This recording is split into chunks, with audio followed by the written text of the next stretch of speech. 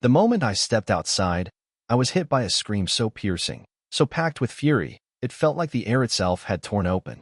I dropped the tray of cookies I had just pulled from the oven and sprinted barefoot across the porch, heart hammering in my chest. And there she was, Karen, that self-appointed dictator of the HOA, standing over my 11-year-old son, Ethan, jabbing her finger inches from his face, screaming like she'd discovered a criminal in her garden. Ethan stood frozen, wide-eyed, his hands slightly raised in confusion. He wasn't ignoring her. He couldn't hear her. My son is deaf.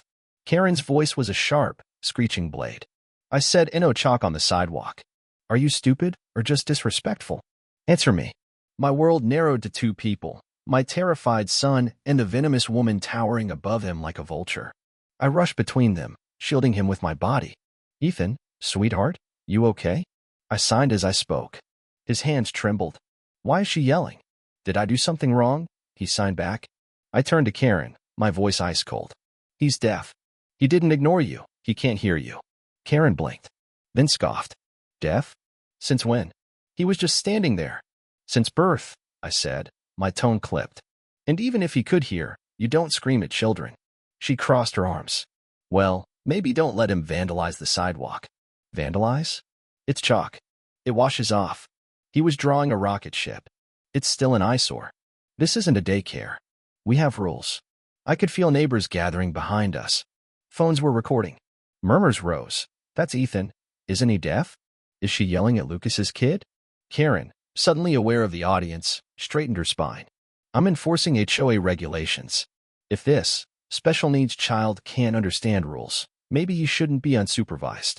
My hands balled into fists. I forced a breath. Then I hit her with it. You just screamed at the mayor's grandson. Silence slammed down. Karen's mouth flapped. Excuse me. Ethan's grandmother is Mayor Helen Grayson. You could hear a pin drop. Karen's expression cracked, eyes darting around at the onlookers. Her voice dropped to a hiss. That doesn't mean he gets to break the rules. He didn't. But you just might have. You need to leave. Now. She turned with a stomp, but it was too late. The damage was done. Cameras had captured everything. My neighbor's eyes had opened.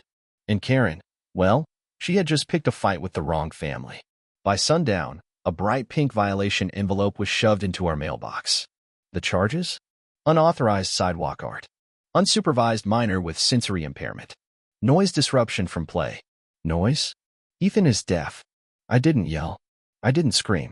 I took a picture of the notice, texted it to my contact at City Hall, and let the madness play out. The next morning, Karen returned with reinforcements, 2 HOA board members. No warning. No courtesy. Just walked into my yard like they owned it. We're here for a compliance inspection, she said, clipboard ready. Compliance for what? I asked.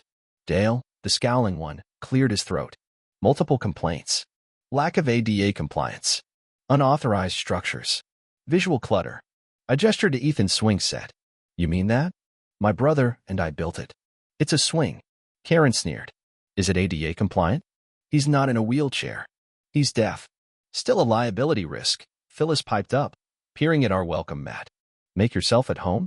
That could encourage loitering. I nearly laughed. Instead, I smiled and said nothing, because my porch cam had recorded every second. That afternoon, I walked into Mayor Helen Grayson's office and dropped the HOA violation notice on her desk. She read it in silence. She yelled at him? In his face. Called him a brat. Said he was a danger. Then fined us for chalk. Helen stood. When she turned, her face was steel. They've abused power for years. People were too afraid to push back. Not anymore. I showed her the footage. The recordings. The HOA group chat, leaked by a tech-savvy neighbor, where Karen wrote, he doesn't even look deaf. Probably just a sympathy trick. By evening, the mayor's office issued a formal investigation into Liberty Pines HOA. Karen had ignited a fire, and it was about to consume her. The news hit the neighborhood like a thunderclap. That same night, a video compilation of Karen's screaming tirade and the damning messages from the HOA chat went viral. Local news picked it up. Then national. Karen's face, twisted in fury, caught mid-scream, was everywhere. Headlines roared. HOA president screams at deaf child, unaware he's the mayor's grandson. Karen tried to hide. But the morning after, news vans lined our street like vultures circling a carcass. A reporter knocked on her door. She slammed it shut without a word. But it was too late. The city launched a full audit. Inspectors arrived in orange vests and official badges, pacing her lawn, examining every inch of her house and that infamous gazebo in her backyard, paid for with HOA funds, but accessible only through her private gate. Then came the agents. Two plainclothes men, accompanied by a federal investigator. They knocked. She answered. And as neighbors watched from porches, Karen was escorted inside, not arrested, not yet, but questioned. The gazebo contractor she'd hired was already under investigation for fraud. Karen's name was on several documents, approvals, signatures, checks. And just like that, her castle began to crumble. Later that evening, Ethan and I sat on the porch. He was drawing a rocket ship again, this time across 3 sidewalk squares.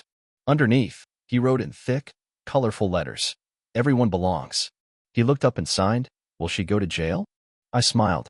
Maybe. That's up to the people with badges. But in that moment, the real victory wasn't punishment. It was the sunlight on his face, the confidence in his hands, and the crowd of neighbors across the street clapping, not for me, not for Helen, but for the quiet boy who drew hope in chalk and turned a tyrant to dust.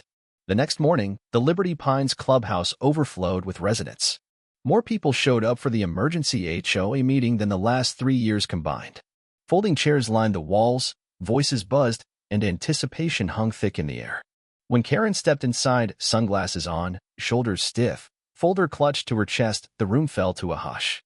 She made it halfway to the podium before the double doors slammed open again. Mayor Helen Grayson walked in.